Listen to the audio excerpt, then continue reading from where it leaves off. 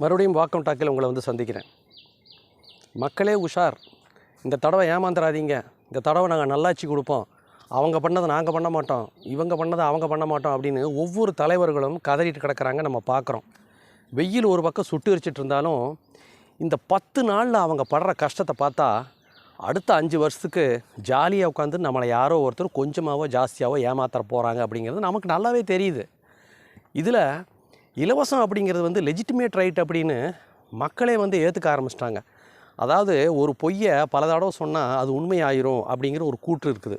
அது மாதிரி முதல்ல கொஞ்சம் இலவசம் கொடுத்தாங்க, அப்புறம் ஜாஸ்தி கொடுத்தாங்க, அப்புறம் தலைக்கு வெள்ளம் போகிற அளவு கொடுக்க ஆரம்பித்தாங்க. ஸோ மக்கள் எல்லாமே அதை வாங்கிட்டு இது நியாயப்படுத்தி பேச ஆரம்பிச்சிட்டாங்க.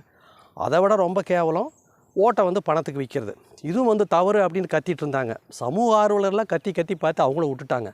காரணம் படித்தவன் படிக்காதவன் எல்லாமே இது நம்ம பணம் தானே அப்படின்னு பணத்தை வாங்க ஆரம்பிச்சிட்டாங்க. நம்ம பணம் தானேன்னு பணத்தை வாங்குறது என்னென்னா நம்ம ஓட்டை வந்து விற்கிறதுக்கு தான் சமானம்.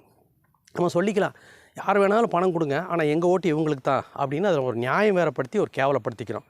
அதுவும் இப்போ இன்றைக்கி வந்து என்ன ஆகிப்போச்சு, ஒரு நியாயமான ஒரு விஷயம் ஆகிப்போச்சு. அதாவது பணத்தை வாங்கிட்டு ஓட்டு போடுறது நியாயமானது ஆகிப்போச்சு. எங்கள் வீட்டில் 1000 ரூபா கொடுக்குறாங்களா, 5 பேர் இருக்காங்க, 5000 ரூபா ஆச்சு. இப்படிலாம் கணக்கு போட ஆரம்பிச்சிட்டோம். ஆனால் 5 வருஷத்துக்கு அப்புறம், அதாவது இந்த எலெக்ஷன் முடிஞ்சதுக்கப்புறம் அடுத்த 5 வருஷம் யாராவது ஒரு கட்சி ஒன்று கொஞ்சமாகவோ இல்லை ஜாஸ்தியாகவோ நம்மளை அதை ஏமாற்ற போகிறாங்க அப்படிங்கிறது உண்மை தானே? அது உங்களுக்கே தெரியுமில்ல. இதில் இன்னொரு விஷயம் என்னென்னா, விதவிதமாக டிசைனாக நாடகங்கள்லாம் நடத்துகிறாங்க இந்த தலைவர்கள்.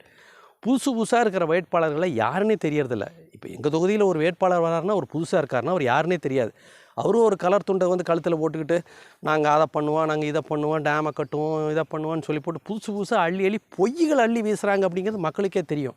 இருந்தாலும் ஆரத்தி எடுக்கிறதும், மாலையை போடுறதும், கொஞ்சறதும், ஐயோ அப்பான்னு கத்துறதும், ரீல்ஸ் போடுறதும், அடாடாடாடா நம்ம மக்களை போல ஒரு முட்டாளுங்க அவங்களுமே இருக்க மாட்டாங்க. நம்ம ஏமாற்ற போகிறோம்னு தெரிஞ்சே, நம்மளை கொலை பண்ண போகிறாங்க, தூக்கில் போகிறாங்கன்னு தெரிஞ்சே தூக்கு மேடையில் போய் நின்றுக்கிட்டு கவுத்தை எடுத்து தலையில் நம்மளே மாட்டிக்கிறதுக்கு இதெல்லாம் சமானம் அப்படின்னு இந்த நகைச்சுவை காட்சிகளையெல்லாம் பார்க்குறப்ப தோணுது. இந்த கருத்துக்கு சில பேர் ஒத்து போவாங்க, சில பேர் போடாமல் வேலைப்பாட்டு அப்படின்னு கூட சொல்லுவாங்க. இந்த நகைச்சுவை காட்சிகள், நம்மளே கவுத்தை தூக்கி கழுத்தில் மாட்டிக்கக்கூடிய இந்த நிகழ்வுகள் அடுத்த 5 வருஷத்துக்கு அப்புறம் கொஞ்சமாவோ ஜாஸ்தியாவோ நம்மெல்லாம் ஏமாற போகிறோம் அப்படிங்கிறது கண்டிப்பான உண்மை தானே? பரவாயில்ல, ஓட்டு போடுறது நம்மளோட கடமை. ஓட்டு போடாமல் முட்டுறாதீங்க, நோட்டாவை கீட்டாக போடுறாதீங்க. குறைஞ்சோ சால்வோ யாரோ ஒருத்தருக்கு ஓட்டு போடுங்க, ஆனால் கண்டிப்பாக ஓட்டு போடுங்க. மறுபடியும் இது போன்ற தேர்தல் அப்டேட்டில் உங்களை சந்திக்கும் வரை பாய்.